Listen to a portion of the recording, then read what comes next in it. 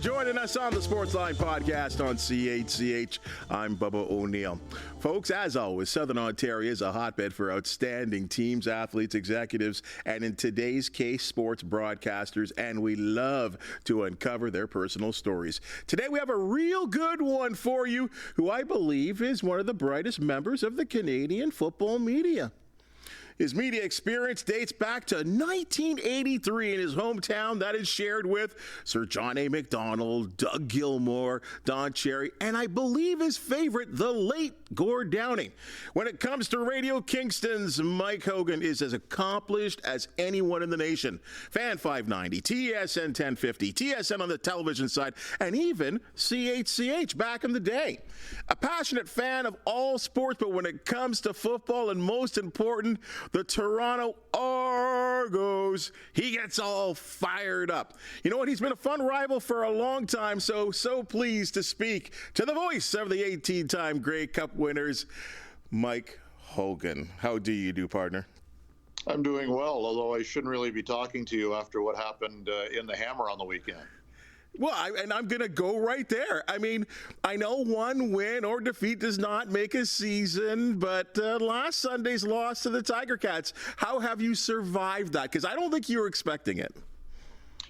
You know what? It didn't stun me because Hamilton's better than an 0 team, and you knew the first win was going to come at some point. Obviously, the Argos were hoping it wasn't against them, but that's the way it played out. It turned into, it wasn't a pristine game for either team, but man, it turned into a wildly entertaining game as it looked like for a minute the Argos might come back from the seeming dead with about half of the fourth quarter remaining, but like they say in the CFL, no lead is safe, and the one on Saturday certainly wasn't. So we expect to go back into Labor Day and take our 2 points back.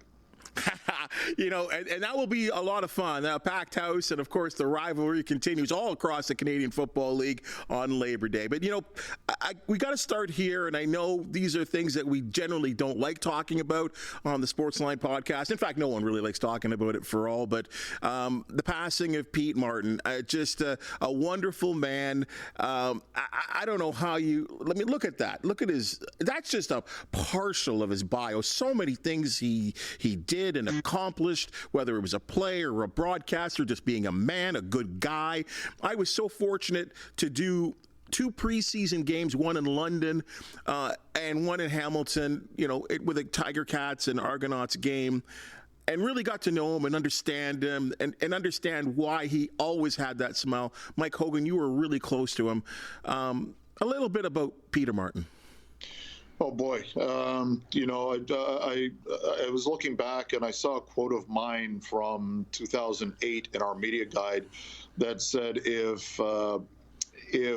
Pinball Clemens is the heart of the Argonauts, then Peter Martin is the soul, and I feel that way strongly.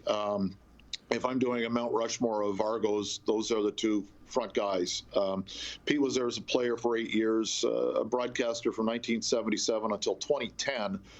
For the most part, there were 2 or 3 or 4 seasons that he didn't do it as the radio rights switched from station to station. But, he was a constant. He was he was the president of the Alumni Association. He was a member of the Canadian Football Hall of Fame media wing. He was a voter on the Canadian Football Hall of Fame selection committee. He co-founded Mississauga Minor Football. He was just that guy. He was a longtime coach at Lorne Park, secondary. He was the guy. And the great thing about this is everybody's saying nice things about Pete, and that's par for the course. He was a hell of a mentor, a great friend, and just really an integral part of this organization. And we always say, he'll be missed, but he really will be. And I think it has a lot to do with, you just listed off so many accomplishments where he would touch different people in their lives, but it comes a lot for what kind of man he was as well and what he stood for. Yeah, he was in his happy place in really 3 places, with his family, with his buddies that he went on a canoe trip with every year, and with anybody in the football community. And, especially those with an Argo tie, but it didn't matter. I mean, we'd go into Hamilton and he'd be talking to anybody and everybody before the broadcast. And one of my favorite things back in the day was Russ Jackson was the color voice way back in the day, and of the Ticats. And the two of them would, before every game, kind of, there's a glass between the broadcast booth, both at Sky Dome and back at Ivor Stadium. And those two guys would reach kind of around the glass and look around at each other and try to figure out what the point spread was for the game and make a $5 bet. And the money meant nothing. But to listen to these two chirping each other before the game was just solid gold. And, that would go on basically in every market. Guys would come in and Pete would hold court. And, I was lucky to be kind of the court jester to him as he was talking to basically everybody connected in the CFL would always come when we'd come to town and say hi to Peter. Thanks for that story, Hoagie. That was a good one. That's that again, just to tell you and for people that never met the man, what a wonderful fella he really was. Pete had a wonderful career, and Mike, I'll tell you, I took it for granted, honest, when I went and looked back at all the things you've accomplished in your career as a broadcaster. Where did this come from? A young guy in Kingston. Did you always want to be on radio? I wanted to pitch for the Expos, but that wasn't going to work. So I kind of had a couple of career goals in mind, or paths potentially. I'm a political junkie. I love it. There was part of me that was going to go to Guelph and take political science. And, maybe get a behind-the-scenes role working in politics. It's something I actually did in high school even. And the other one was I love sports and love radio and was the kind of guy that when he was a kid would fall asleep with the transistor radio under his pillow and listening to sporting events or talk shows and, never dreaming that 1,000 years down the road I'd be able to host a talk show and do play-by-play. So it really is a dream come true, literally. And I don't take it for granted. For the most part, the radio career is behind me after 35 years and working for the Argos now since 2018, but still being able to keep my hand in it with the play-by-play and doing stuff like this, which I just love. You talk about being a kid. It's something I think we share there. I talked to Rod Mahood yesterday, and he said the same thing. And we kind of share this because we're regional in the same kind of regional area growing up. That you'd listen to WGR or WBEN, especially the American stations. What were you listening to out in Kingston? It was great. Like, we're right on the lake as you are, so I could pull anything from Cincinnati to St. Louis to Atlanta. The New York stations, and there's a station in Boston where a guy named Larry Glick was the overnight talk show host, and I took an affinity listening to him late nights, listening to Tom Snyder's syndicated show. Those were the kind of things that I was listening to and kind of, without even knowing it at the time, stealing from some of the best. You couldn't help. We all kind of lean off each other, don't we, in any kind of way? Hey, you make the move to Toronto, and you got to help me out here. Was it TSN 1050? Was it the Fan 590? There was a little back and forth going on there, but it was spectacular radio, and of course, football was always in the forefront. Yeah, I got hired at the Fan in 1993, just as a station, or 92, just when the station went all sports, just in time for the Blue Jays. We were September of 92, and I worked there. I was laid off at one point. For a few months. They brought me back, and I stuck it out until 2010, and I was let go there. So it was 18 years roughly working at the Fan, and then when TSN Radio started, they were nice enough to ask me to come and be a part of that, doing the Argos and hosting a talk show, and it worked out well. So 25 years working in Toronto radio as a talk show host, and really had a blast. I think the time had come. I don't know if I was done with radio or radio was done with me, or a little bit of both, but it was time to move on, and I'd been looking to work in football full time, and was elated when MLSE and the Argos gave me the opportunity. Well, take me right there, joining the Argos. I mean, during that time, as people know, on radio, you were the voice of the Toronto Argonauts, but then you get to work for the dream franchise. That had to have been just something that made your heart go boom, boom, boom. It was surreal. It really was. It took a long time to realize that I was actually working for the team. And, 1 minute I'm kind of looking to get a job in football, and then 10 minutes later I'm sitting in a meeting with Bill Manning and Jim Popp and other people of the executive committee. And I was like, how is this happening? But it did, and I'm thankful it did. And I'm that guy that wants to see football thrive, not only in Toronto but across the country. I long for the day when BMO Field and Tim Hortons Field and the other 7 buildings are filled every game. It's a lot of work. It's a lot of hard work, and I don't know how many years left I have in this job, but I'm going to work hard to try and get those get the bums in the seats. So we have a situation where the crowd we had for the Eastern Final last year is the norm as opposed to the rarity. You know what? I tell people all that time. Like, I mean, especially when we get on this Argo crowd sort of conversation. I was at that Eastern Final, and, as yourself, try to get to the game probably about anywhere between 2 to 3 hours before kickoff. And I walked in BMO Field and saw it empty, players sort of practicing, getting their stretching done, and then watched it grow and grow and grow and grow, and the atmosphere. And I also remember driving in too, and it had been years since I had seen so many people wearing Argos jerseys of all vintage, double blue, white, light blue. It was amazing to see. But watching that building grow, and then by the time they kicked off at 1 p.m. Eastern Standard Time, I was like, Mike, why can't this building be like this all the time? Because I've said it to many people. I love Tim Hortons Field. BMO Field is excellent, and it's loud when it's rocking. Why can't it be that way in a big city like the city of Toronto? Why is that a struggle? If I knew, I'd buy the team.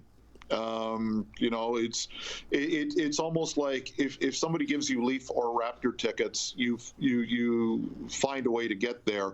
And if there's an Argo game or something you want to do, it's almost like people are looking for an excuse not to go. And I don't know why that is, because the people who go have a great time. You've been to games even when it's not full, and that building gets loud with the construction and the way that roof is over the grandstand. It holds in the noise to the point there were some Ticat fans saying they must be pumping in the noise. It's so loud in here.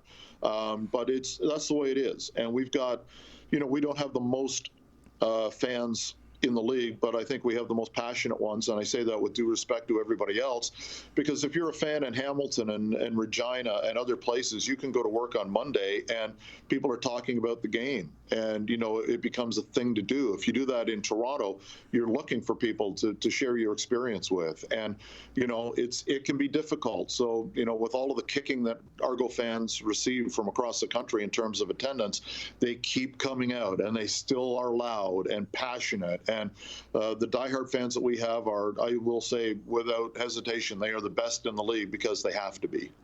But here's the thing, Hoagie, and I get to see, I'm privy to have a look at some of the numbers on television. This is the mystifying thing to me.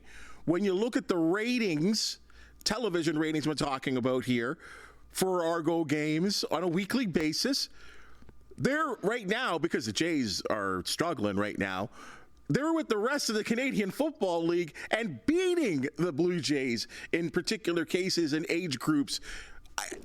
People are watching the product. Why aren't they in the seats?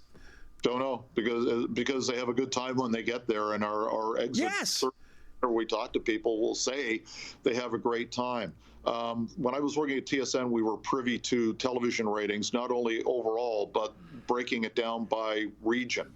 And there was one Monday game, the Argos were playing the Ticats. There was I think it was a Thanksgiving Day game. There was a baseball playoff game and a Monday night football game. And in Toronto, the Argos had the highest rating of the 3 games. And I would show that to people around the building, and they were kind of going, that can't be true. And I go, well, it is. The late Jim Hunt, the great broadcaster and writer, once said of the CFL that the CFL is like pornography. Everybody watches it, but nobody admits it.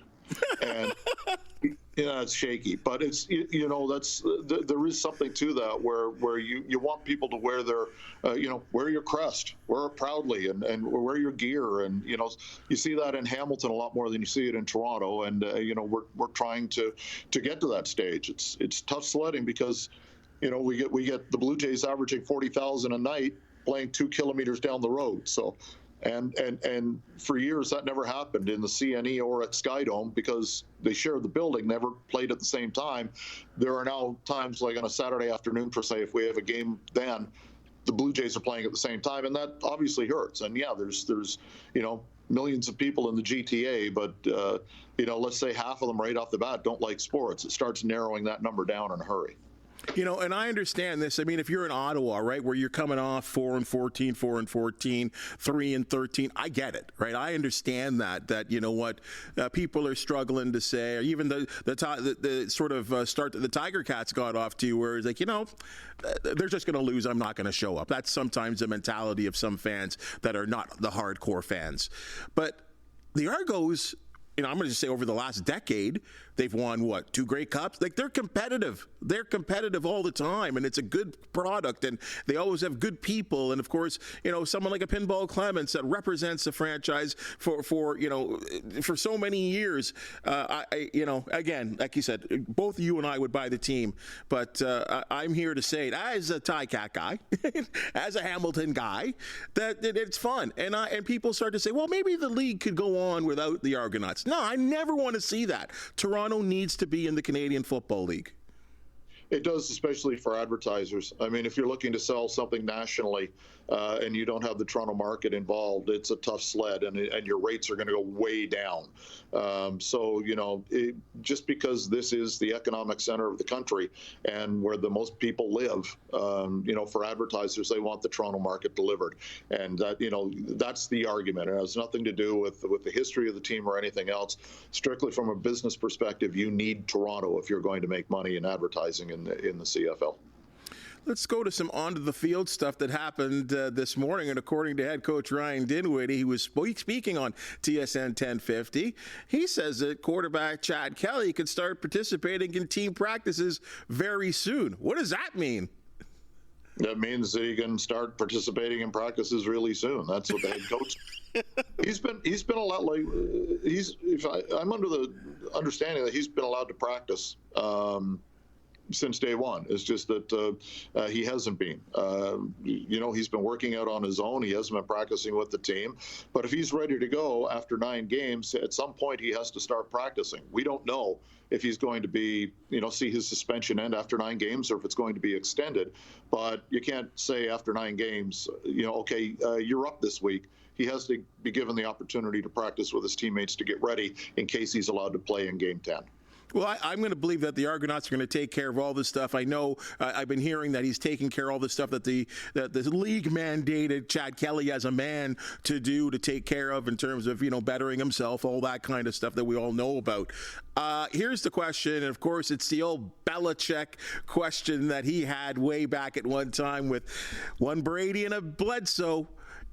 I thought overall, Cameron Dukes has done a pretty good job. He did not play well against the Tiger Cats, but he has kept the boatmen afloat. He has. Week 10, is that Chad Kelly to get right back in there? I will answer, but I will warn you, I didn't charge my phone, and it's at about 5% right now. So if I cut out, that's why. Cam Dukes has done really well. Nobody expected him to go out and be the league MVP. Right now we're at 500, and I think he's only really played one poor game, and that was against Saskatchewan.